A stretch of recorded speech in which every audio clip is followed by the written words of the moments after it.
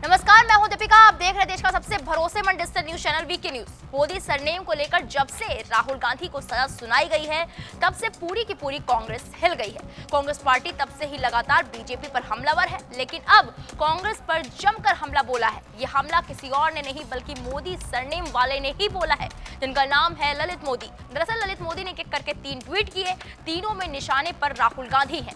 पहले ही ट्वीट में ललित मोदी ने क्लियर कर दिया कि वो राहुल गांधी पर केस करने वाले हैं। लंदन की अदालत में सांसदी छिनने के बाद उन्होंने राहुल गांधी को चेतावनी भी दी कि कोर्ट में सॉलिड बचाव के साथ आना है।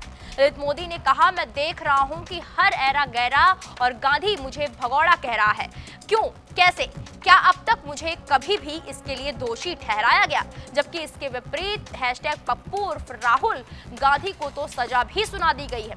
अब वो एक सामान्य नागरिक है, वो ये बोल रहा है और ऐसा लगता है कि सभी विपक्षी नेताओं के पास करने के लिए और कुछ नहीं है, इसलिए वो भी या तो गलत जानकारी रखते हैं या सिर्फ बदले की भावना रखकर ऐसा बोल रहे हैं।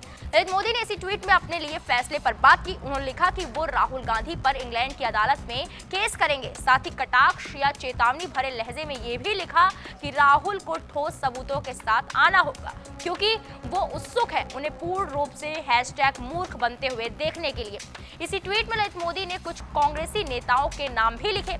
इन नेताओं को गांधी परिवार ने कैसे यूज किया उसे उजागर भी किया। उन्होंने लिखा, RK धवन, #सीताराम केसरी, #मोतीलाल वोहरा आदि सभी गांधी परिवार के लिए पंचिंग बैग रहे हैं। #नारायण दत्त तिवारी को भी नहीं भूलना चाहिए।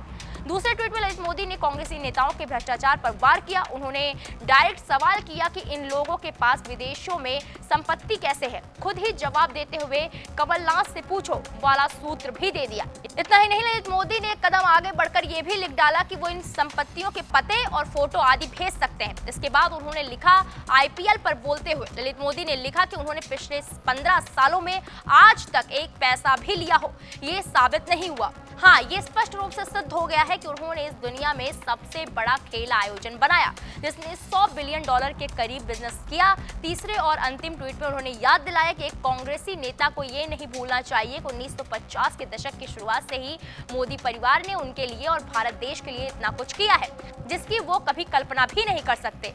अपनी तारीफ करते हुए उन्होंने लिखा कि जितना करने का सपना देखा था उससे कहीं अधिक किया। अंत में सबसे मारक लाइन ललित मोदी ने लिखी, इसलिए गांधी परिवार की तरह घोटालेबाज दागदार भारत के लुटेरे भौंकते रहो। जय हिंद। अब ललित मोदी के ट्वीट पर आपकी क्या राय है, कमेंट सेक्शन में जाकर जरूर बताएं। बाकी बड़ी खबरों के लिए आप देखते रहें वीके न्यूज। नमस्कार। वीके न्यूज, राष्ट्र के नाम।